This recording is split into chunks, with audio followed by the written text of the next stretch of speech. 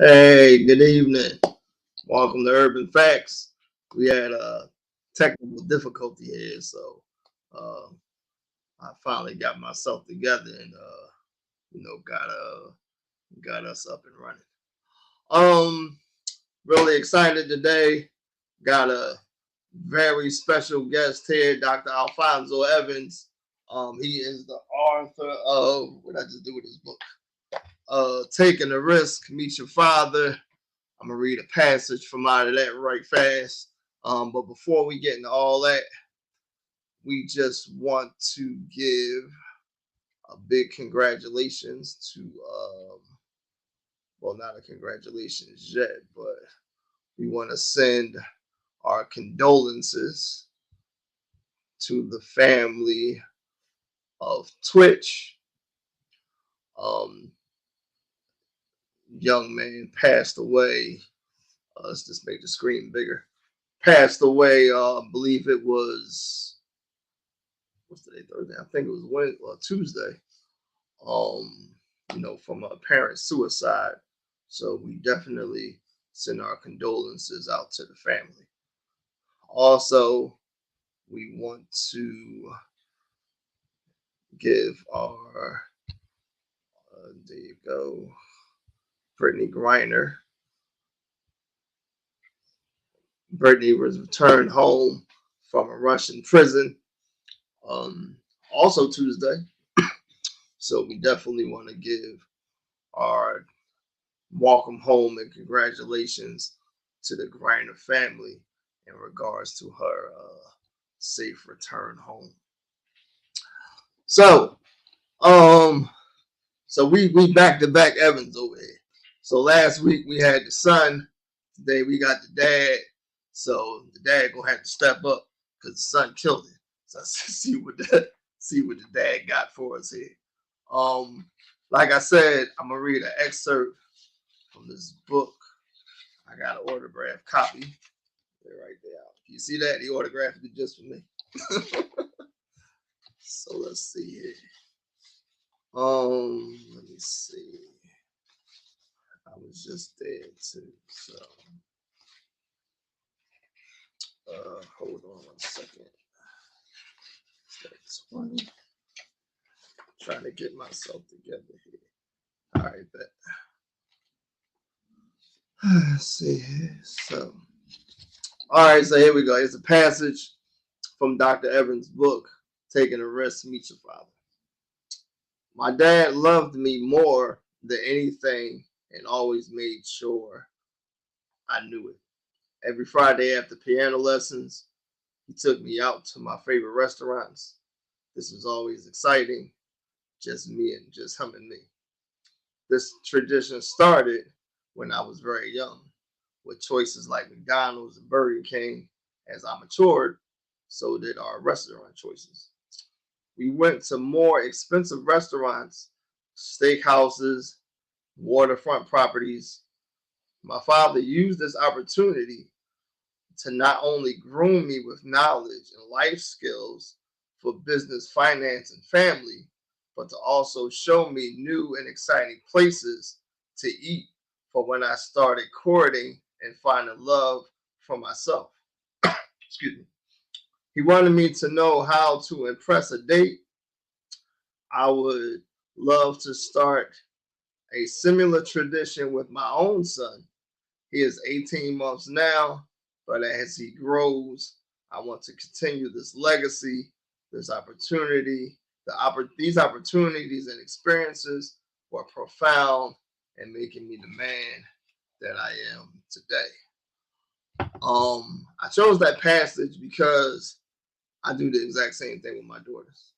Take these young ladies out on dates so they can know and experience exactly what it is to expect on a date from the young men that they may encounter. Um, I don't want to hold Mr. Dr. Evans up any further. We're gonna bring him on now and pick his brain and talk about this book and go into our subject, the importance of a father. Dr. Evans, how you doing, sir? I can't really hear you. There you Oh, go. Good evening. How are you? all right. I'm good. I'm good. I'm good. Good seeing you again. Good seeing you too. All right. Well, how was your day so far? It was a great day so far, even though it's raining and everything. God is still good, so I'm excited to be Oh, here. And thank you for welcoming me. And thank you to your audience for joining us. thank you. I thank them too. I thank you especially. So I want to get into the book. Um, as I was going through it, it looked like it's a variety of authors. So what was the background with that? That is correct. When I first started off just journaling, and that's a great way for, we hear about women journaling all the time, but as men, I think it's important to journal and to have the opportunity to put some things down on paper. And as I was doing that, I started sharing with different brothers about the fact that I was led to write about my experiences with my father or lack thereof. My dad was an absentee father, and so people were so excited about it that they called me every day about, um, their experiences with their dad. And so we did not want to perpetuate a stereotype because there's a lot of fathers in our communities, especially Black men, who are doing a phenomenal job as fathers. So we decided to put different stories, such as you have stories. This the excerpt that you read was a young man, Gregory Love, who had an excellent relationship with his dad. I had Mm-hmm. an absentee relationship or lack thereof with my father. Some people's fathers were present in the home, but they were not present emotionally. And so there's multiple opportunities through all of these stories to get some opportunity to see some alignment to maybe what you thought of the relationship with your dad or lack thereof. Right. And one of the things that we wanted to do in the book, and that I wanted to do, is I wanted to share these experiences so that people could heal, people could think about, people could be reflective of, because there are so many men, especially Black men, who are struggling with the relationships they had with their fathers or lack thereof, that is impacting them greatly today Mm-hmm. and causing them, I believe, in my research and in my studying, it to not reach their own purpose, because they are still stuck in that space. And so we wanted a book that was going to make you think and be reflective of that. There is no perfect, excuse me, father son relationship. There's no perfect father out there. But there are fathers out there that are doing some great things. And there are variables or things that some fathers had in their own lives that keep them from being the great fathers that they can be. Okay. Okay. I appreciate that. So from you coming up with this book, you having an absentee father, you experiencing these relationships with other men. How important would you say it is for a father to be in a child's life? I think is absolutely important. We have this big piece going on now across the nation about the importance of Black men as educators in the schools. And most importantly, I feel that that is pushing so much forward because our children need to see us. And in so many cases, our children are not seeing us in so many different spaces. And so the impact is just unexplainable about Black men in education. The impact is just unexplainable about Black fathers being in the home and being a participant in their child's upbringing and growth. And so when we talk about that, um, my grandfather stepped in for my father, not by his own doing, but because he had to. Right. And he always reminded me, he said, "I'm not your dad, I'm your grandfather," because he wanted me to understand I had a father, whether he was there or not. Right. And I think that what I learned from the village of men, of uncles, and my grandfather that was around me was priceless when it came to me developing as a man, as a husband, as a father, and just a good person. And I think we take that for granted. I really believe that when we did a whole year of speaking with people across the country on different panels. We Zoomed during COVID, and we had a great following from women. And they were so engaged in this process, even up to the book signing and release, because it this is a topic area that touches everybody, and we do not spend enough time on. We don't really talk about it. We don't really engage in it because of whatever reasons. But it's an important topic that must be explained. And lastly, I really was jarred to move forward with the book because when I spoke to so many women who were talking about their sons and talking about the need for mentorship and talking about the sons' challenges that was taking place in the community, within themselves, and in other areas, it always went back to the father. And you Mhm. would hear comments like, well, if his father was in his life, we would not be having this problem, or his father is promising, et cetera, et cetera, et cetera. Right. So, we have to understand that as a community, while there are a lot of great fathers in our community that are doing some great work with their children, there's also a need for the village to come back together to stand in the gap for those men who are not there, because their boys need them most of all. And I'm not saying that the young ladies don't need them, because I know my daughter adores our relationship. However, I think for young men, is this extremely important to have that critical piece in their life as they are challenged already with being young black men. But it's important for them to have that. Yeah, I'll definitely agree with that. I guess when you say absentee father, it's like your dad not being there. So I guess my dad was absentee too. But it's another aspect where, like you said, when the dad is there and that person is still absentee, that's I think that may be even more detrimental Mhm, because you actually see this person and you still can't get the mhm. relationship from out of it. So Absolutely. You'll see in some areas of the book, in some chapters, where people's fathers were present. They were actually in the house, but they didn't have a relationship with them. They felt that the relationship was um, not vulnerable. There was not opportunities to really have conversation about how they were feeling and how they were doing. And when I interviewed those men, I found out that I believe that when I asked about the history and the demographics of their own father's upbringing, I learned that there was a pattern there. That they also struggled with their own father, and so we passed those things on. And a lot of times in our community, we call them generational curses. right, And sometimes those generational curses, they show up again and rear their ugly head over and over again until we stop them, until we bring them to a halt. And so um, I may not have had my father. My grandfather, he loved me immensely. I mean, he was a wonderful man. He was the smartest man I ever met. He had a fourth grade education, but he knew the power of education. hmm And but when I was growing up, he never told me he loved me, right? He told me that the day before he died. And so, but when I go back to looking at his upbringing, that was also a pattern. And so he showed love by being a great provider. And so the best thing that I could do as a father was change that trajectory to tell my son I love him every day, and make sure that he knows that and feels that.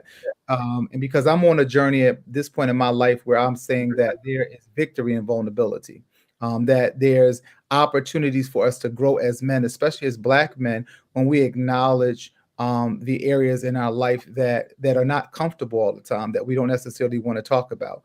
And when I talk to some of my colleagues and when I talk to some friends, I can see there's a real hole, or there's a real challenge there when it came to the relationship they had with their dad, and how that is still a stronghold for them today.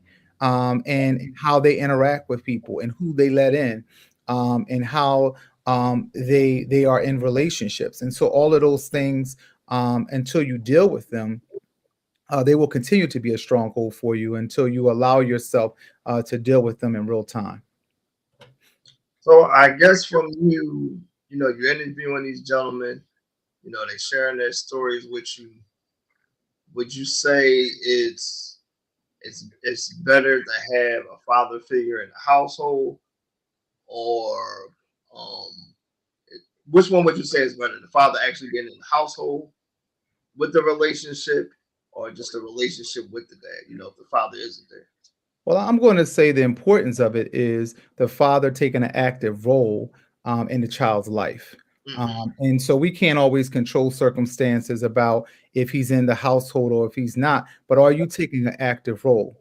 You can't play both sides. You cannot decide that you're going to be the dad when your son gets that scholarship, or he does something wonderful in the community, then you show up. You have to be the dad every day. It's a 24-hour, 7-day a week job. And so it does not, you don't get sick days and you don't get personal days when it comes to being a father. And so I necessarily wouldn't focus on whether you're in the house or not, but are you an active parent? Are you calling every day? Are you checking in? I used to have brothers come to the school and say, I don't know if my child's attendance. I don't know the report card. I don't understand the report card. And I'm saying to them, but you have the opportunity to learn about it because you have those rights. So you may not be with the mom, but you have the right to know if your child is coming to school every day or not. You have the right to know if your child's report card is subject to growth, or do they need assistance, and what does that look like? And so we have to empower our fathers to understand what their rights are in this journey, because once they become adults, our children become adults. While there's no perfect parent, you can't make up for lost time no matter what you do. I mean, you can move forward from there and move on, but you can't make up for that time. And Right. so it's just important. Um, some of my students, they'll say, that's my dad, or hey dad. And when I was a younger principal, I used to like, I'm not your dad or whatever. It wasn't that I got offended, but I was just like, I'm not your dad. I didn't want them to think that. But now, being a principal is 19 years, I just laugh and embrace it, because they know that I'm not their father, but they are saying there's a connection there, Right. that I respect you and I appreciate you. And if you were or could be, you would be my dad. And so and our black boys need that. They need that reassurance. They need that confidence. They need to know that is okay. And I think we have enough people in the village to do that, but we just have to be conscious and focused and consistent about doing that, because it's not just the person who thinks that this journey is just about your biological child. You have already lost the battle. This is about more than just about your biological child. This is about you helping somebody else, such as your That's organ. right. You cannot get caught up in your own family. And I think that is what has taken place in so many black families, that we get so focused on our wife, our husband, kids, and that's it. Where our ancestors, they believed in the village. Our grandmother, great grandmother, they believe they're going to help their sister, they're going to help their brother out. Aunt May's kids are not doing well, so they're going to take Aunt May's kids in. They're going to go to the school because their sister is not mobile enough to go to the school. So they believe that this is a package deal, and we have to get back to that we understand that even as we're going to church and we're doing things that our pastors are asking us to do, but we know we have a cousin that's struggling with their children. We have a next door neighbor that is struggling with their children. So how are we being a vessel or a blessing to them also? And so every day that I get up and is a part of writing this book, understanding what my purpose is. You can have many passions in life, but what is your purpose? And so my purpose Right. every single day is to wake up and understand my role in changing the lives of black boys in marginalized communities. That's what my purpose is. And so I live that every single day. I understand it. It stays with me all day, because I'm obligated to do that, because I was one of those black boys in a marginalized community that just got a break, right? Just got a blessing. And so what am I going to do with that? Am I going to sit on it and not do anything with it, or I'm going to allow myself? And that's why we came up with the title, Taking the Risk, because so many of us feel that we are in a vulnerable state, or we don't want to take the risk to really deal with the issues around fatherhood. and what took place in those years. And so that's why I say taking the risk, meet your father. Whether you had Right. a great father, how can that relationship get better? And if you had a father that you feel there were some challenges with, how can you mend those challenges if they um, are still there? Because I believe you can go to the grave and still find forgiveness. That's It's right. about where you are in your mind. And I cannot live each day talking about my father abandoned me. My father left me. I don't know where my father is. I can't live each day like that. I have to move on and say, okay, what type of father am I going to be? What type of principal am I going to be? What type of mentor am I going to be? Right. Um, to take that opportunity. If my father showed up right now, I still will embrace him and love on him because I'm free. I'm at peace with some things. And I think, people are always looking for closure, but I'm always looking for understanding. Why? Not necessarily because I can't close 45 years, right? So we gotta get away from trying to find closure to everything. What about just understanding? I just want to understand where you were coming from at that time, because maybe you're dealing with something or going through something, or something was taking place at that time that you couldn't be the father that you needed to be.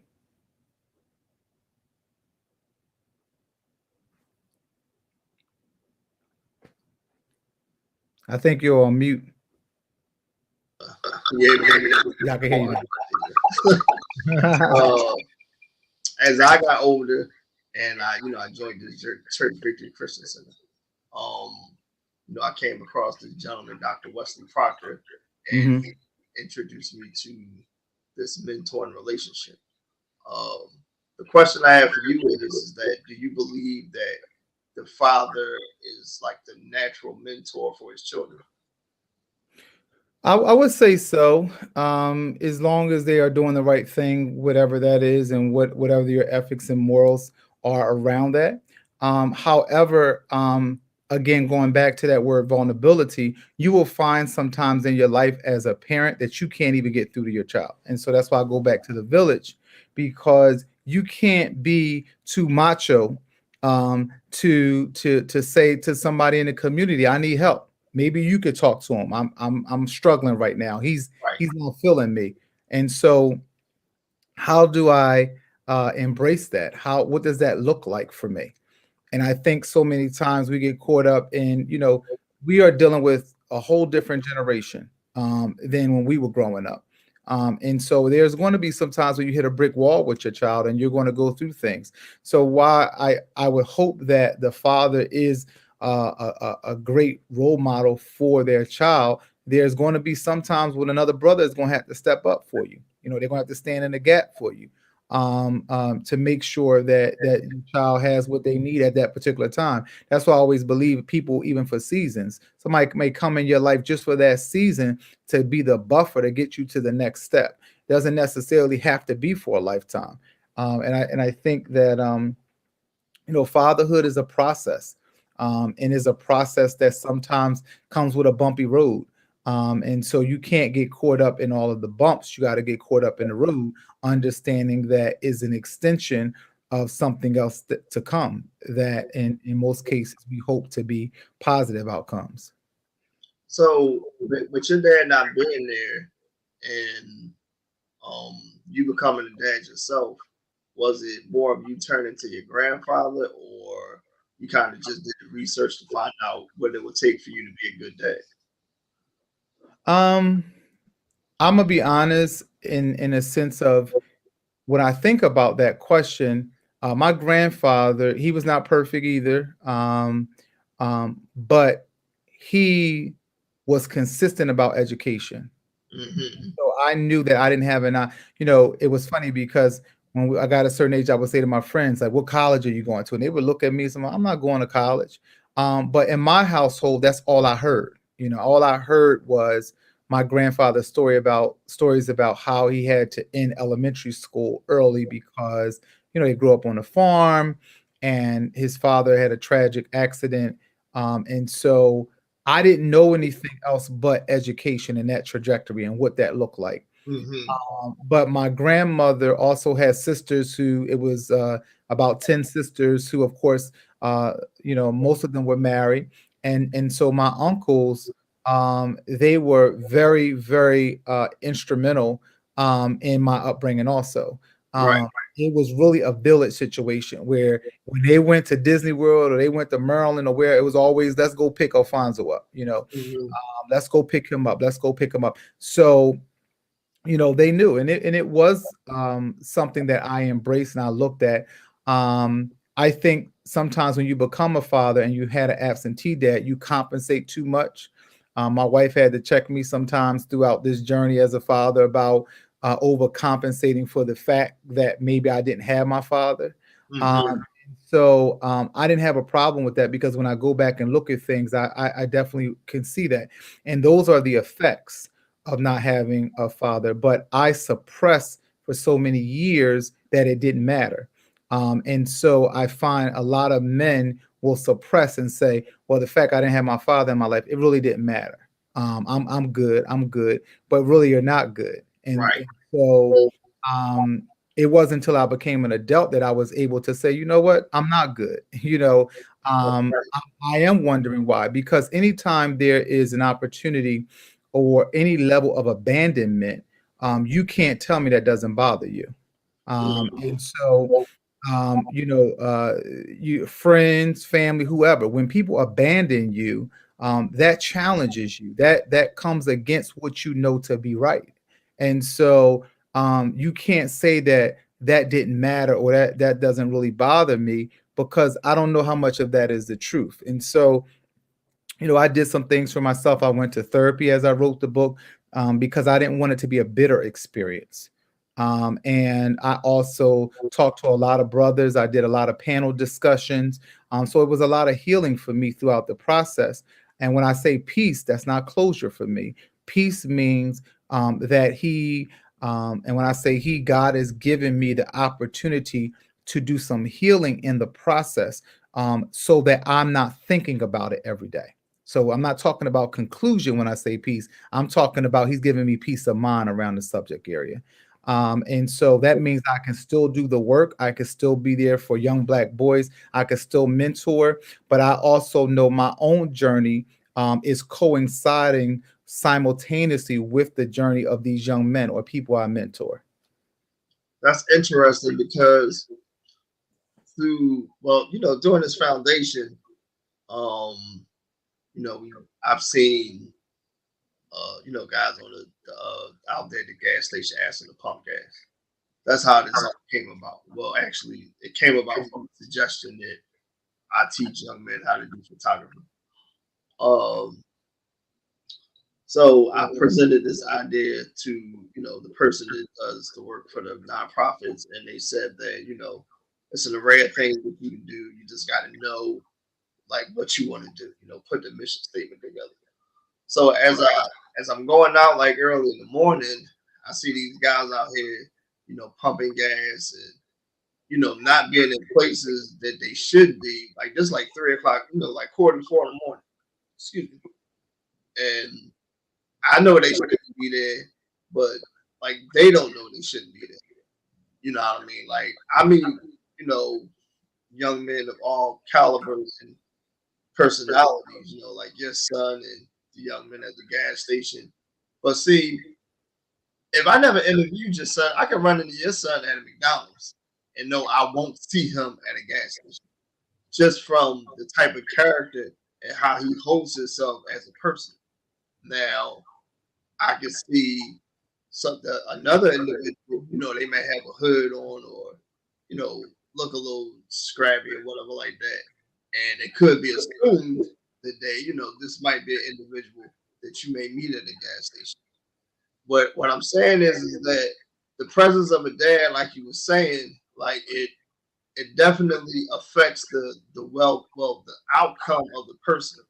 You know what I mean? Depending on like if the person is going to be there or not, like them doing the work. You know what I mean? Mhm. Like you can actually have the person in there, but if you ain't doing the work, that's the same thing as just having a tree outside the backyard. If it ain't producing no fruit, you just got a tree. So we wanted these guys and these women, these young ladies, to know that you guys have a purpose in life, and I wanted these children to know that, like we have. a strategy where we want these individual kids to know, like, all right, like this is your culture. Like, I want you to identify with who you are as a person. Like, I was so used to teaching my kids about their culture, like it didn't even come to me that other kids might not even know theirs. So, and when you start to realize that, you'll see like who you are as a person, you'll say, well, hey, I'm not so easily manipulated to go pump gas. Because for one, that may be dangerous for me or whatever like that. I'm not going to, come out here and smoke weed with you, or, drink this 40 with you tonight, because I got a future ahead of myself. But some of these guys don't have hope. Like I seen, a cousin of mine like a couple weeks ago, and Doc, when I tell you, he ain't have no hope at all. Like he could have been standing in the middle of the street and a bus was coming, and he probably wouldn't have moved out the way because he don't see anything beyond like what he sees right now. You know what I mean? And that's why when I met your son, and like I told you the other day, I was like, hey, I want to put you on this focus group. Immediately he was like, well, I gotta ask my dad. And that speaks volumes right there. Because some of the kids in today's society ain't asking the parents to do nothing. They ain't asking they can be on focus group, who they dating. They don't even ask them if they can go to the store right after school. You know what I mean? Like when I was coming up, my mom said, you make sure you come straight home from school, or it's going to be a problem. These parents today, that's the problem. They're not making it a problem that the kids aren't listening to them as authority figures. And I don't think, for one thing, that I don't think the parents see themselves as being authority figures. Um, how would you say coming up, not having a strong relationship with your dad, how did that affect you as a youngster, as a child, I would say?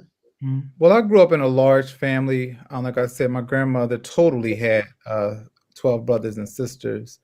Um, Growing up, there was a very clear structure. My grandmother and grandfather were far from perfect, but they were um, people that loved me unconditionally. And I don't say it arrogantly, but like I tell some people, I've experienced unconditional love before. So if I don't experience it again, I'm good. you know. And I don't say that arrogantly. I say that as honor to them because they literally stopped their life and what they were doing to make sure that I had an opportunity. Um, in the beginning, like I said, I suppressed a lot. All of my cousins, I would say the majority of them, all of their fathers were present. Whether it was just physically or not, they were present. And so I was about the only cousin that didn't have a father. So it was like a taboo subject. Nobody talked about it. It was like I was just born out the sky type of thing. So nobody really brought it up my whole life. And so um, for me, as I got older, it was like it kept being more of a prevalent issue in my head that I wanted to know who he was and where I came from and what was the story or what was the stories. And so I began to make more inquiries with my mom in regards to that because my mother was a teenage mother. And so my grandparents had no choice but to raise me because of the age that she had me in order for her to be able to get her own stuff together. And so I think that it affected me a lot as an adult more than a child because as an adult I gave myself permission to feel where I felt as a child I had to perpetuate that a non-feeling in order because nobody else thought it was a problem. So where did I get the power to think it was an issue or concern? And I, like I said, I think the journey with this book and the journey with me looking for my dad and having that opportunity, I think it really dealt with a lot of issues that I had.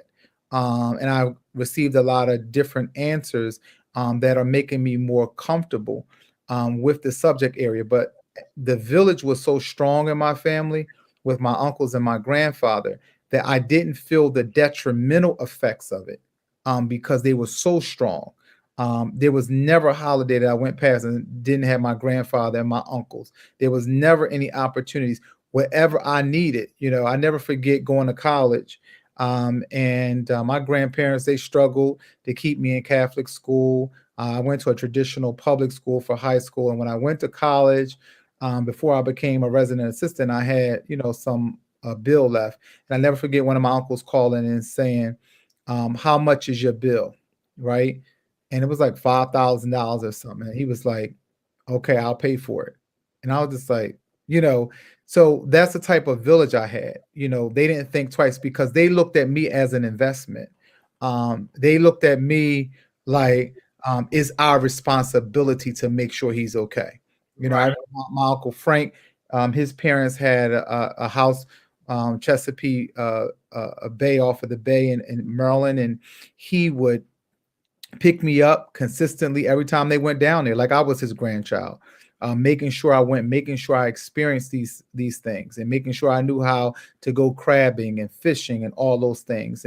And so, while I would say, to answer the question, it did affect me, but it didn't affect me as much because they were there standing in the gap, for some of those things I had to deal with.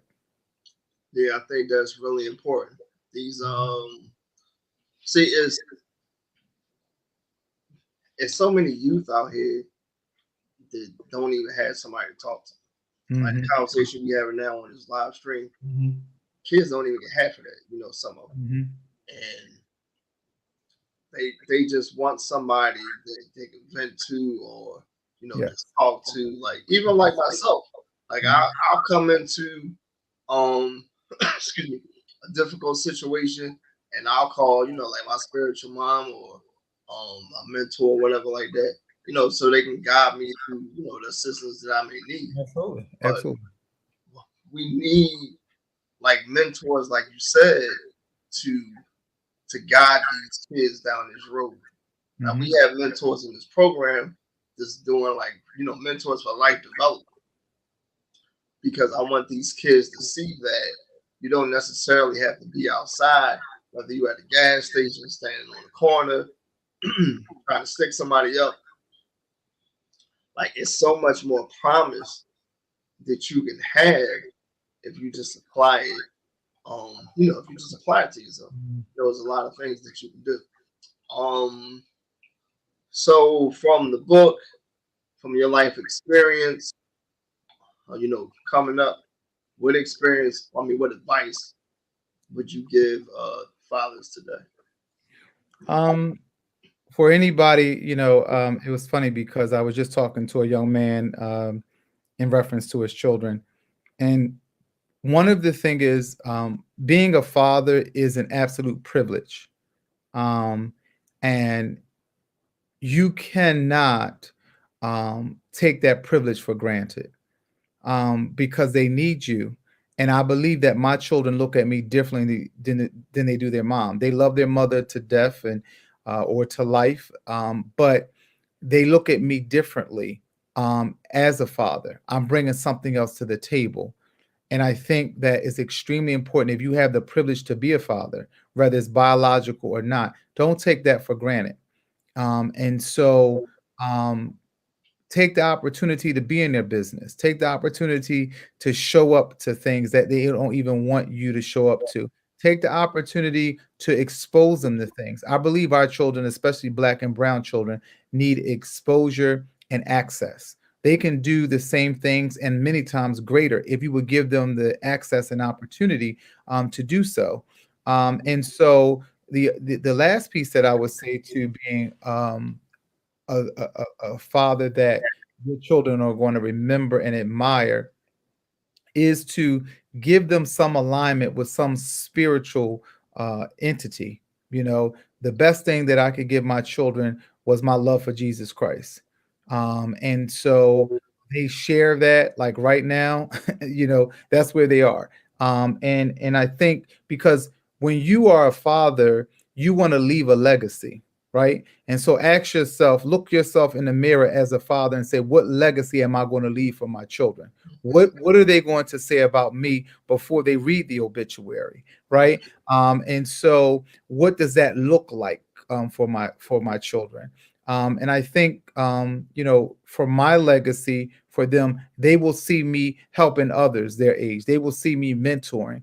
So you said something about mentoring earlier, and out of all of the young black men I've mentored, and sometimes I've had to contribute financially, sometimes I had to call in favors for them, but none of them come back with that. They always come back, thank you for being there, meaning that thank you for helping me through that situation. Thank you for picking up the phone that night when I was going through.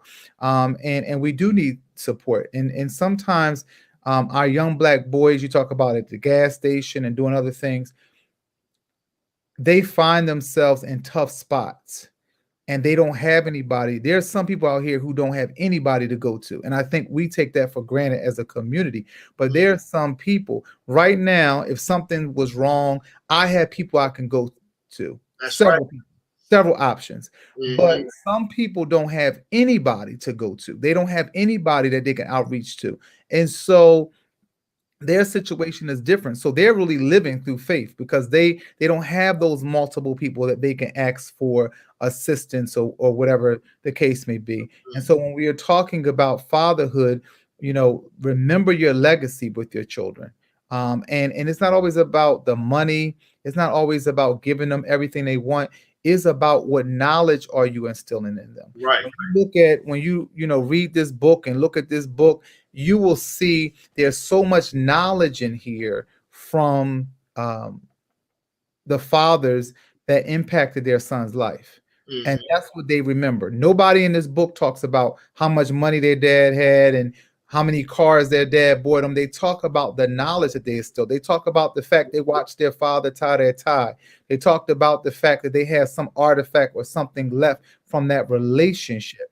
And so the father is extremely critical in the relationship of the child and who that child is going to be further on down the line. And you should not compromise that for any bad relationship you have with a woman. You shouldn't compromise that for any bad situation you're dealing with yourself, addiction, or whatever the case may be. You should never sacrifice the privilege of being a father for anybody or anything. That is something that you were given, and you have to take it seriously. Right. I definitely agree with you on that one. I just want to thank you for definitely taking out the time to come here and share your experiences in regards to being a dad. Thank you. Doing an excellent job with AJ. I appreciate it. Doing the same thing with your daughter. Mm-hmm. And we want you back because it's a lot of time to ask you all these questions. I got trying to promote this foundation to try and get this bread together. Absolutely. But yeah, we'd love to have you back if you want to come on. I'm gonna reach out to you. Maybe we can get some of the books from you. And Absolutely. The book is doing very well, and I'm planning to do some partnerships in the future, 2023, around the book. It's still a hot topic. People are really enjoying the stories, and I want to thank all those contributors who contributed their stories. If I can, if you allow me to, I would like to end with a poem about fathers. Okay. So this poem is called Dad, Is That You? Dad, is that you? For some of us, we can remember those big hands over our little ones from the beginning. For some of us, we knew that clear, distinctive difference in the tone when you said, "Come here, man." For some of us, we would listen for a certain walk or the way a door closed to say, "Dad, is that you?" For some of us, you were the first name we called. For some of us, we could not wait until you uttered those famous words, "This is my son." For some of us, you were the only real superhero. Dad, is that you? For some of us, you never existed. For some of us, we could hear and see the fights with the female version. For some of us, you walked away, and in some cases, never came back. Dad, is that you? For some of us, we could still smell your cologne even though you left the streets of concrete forever. For some of us, we sit and wonder what would have been different if you were here. For some of us, we cry on the inside in order to make you proud of the man we have become. Dad, is that you? For some of us, the bond was one of the best experiences ever that we want to recreate for the next generation. For some of us, the bond never had the other half to be mended, which has created a lost generation. But no matter our experience with you, whether we are smiling at your legacy or we're grieving because of your absence, we still love you and are reminded every time we look back at ourselves that we are only here because of you. Dad, is that you? Mm. That is that in the book? Yes, that's in the book. All That's right. a poem in the back of the book. Um. Yeah, I definitely want to get a couple copies of the book from you. Just let me know what the cost of that is. So we can bless some brothers with that. Absolutely. We definitely will give those away to be a blessing to some brothers. And again, we'll be more than happy to participate in any events that you have coming up. And you be encouraged about the great work that you're doing, because I really believe in the work that you're doing, and I'm really want to support you, because when we support each other, more children benefit. Well, I appreciate that, Doc. We definitely got another youth conference coming up. The theme of the conference is never give up hope. And Yes, if you want to, you want to come on and be a speaker, we more than glad to have you. absolutely. But it was a pleasure having you on, Thank you sir. very much. I appreciate it. I definitely will be in contact with you. Yes. And like I said, we'd love to have you back on. All But right. everybody, Dr. Alfonso Evans, thank you for the opportunity, sir. Thank you very much. I appreciate it. Thank you. All right, Have a take good care. evening. Okay, you too. Bye bye. Dr. Alfonso Evans. Definitely, definitely powerful book. We'll try to get these books out to the brothers to teach them. Well, the ones that need it. Everybody's not a bad dad. To teach them how to be a better father.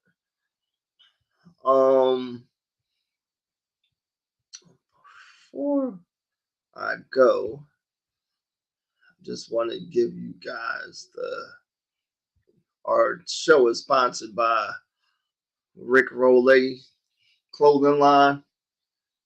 Uh, very quality clothing apparel. Just the owners of Rick Wallace is part of our board. So if you need to get in contact with him in regards to purchasing any of his apparel, please contact the foundation. Um. Also, before we go, we want to let you guys know who we interviewing next. So we had a young lady saved the gentleman's life, and we will be interviewing her. Her name is Umi Santiago. So I hope I didn't tear her name up. Excuse me. Umi saved somebody's life, gentleman's life. I believe it was July 24th. We honored Umi with with our Haduma Bora Award, and we got her some tickets at the movies, voucher for a restaurant, because we didn't want her to think that what she did was a small feat. So she'll be here with me next week, telling us about her experience and her life saving capacity. So she works at McDonald's. So besides flipping burgers, she's saving lives too. Amen. Let me see here. We definitely want to do our birthday shout out. Now this young man is Gaddafi. Gaddafi Floyd Webb. Um, like I said, I do this because it encourages these kids. Whether you 2 or 22, somebody acknowledges your birthday. It definitely, it definitely has to be like a good feeling. Um, this young man, like the previous two, is Ethel Lee Zachary's great grandson. So I'll put the picture up again. So Gaddafi Floyd Webb is Ethel Lee Zachary's great grandson. I reached out to his dad today, asked for permission to put his son's post up, his picture up. We wanted to, honor him today. So if you guys could wish him a happy birthday, you guys still tuned in. I hope y'all ain't run away because Dr. Evans left. We definitely want to, wish him a happy birthday. Um, it's no doubt that to keep this cause going, we need donations. That's our Cash App there, ELZFND or FDN. Please donate. It goes to things like, the awards that we give out in the community, the toy drive. We just had a wonderful toy drive. Um, I'll share some of the photos and everything next week. But we definitely need funding to keep this great work going. We definitely want to keep encouraging the kids, bringing on the speakers. We haven't paid for any speakers, so I don't want you to think we paying the speakers because they free so far. But if they start charging, we gonna need the money. But we definitely, would appreciate any donations that you guys can get bring forth.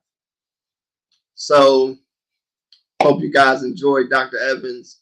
He definitely was a delight. Like I said, next week we'll be having Miss Umi Santiago.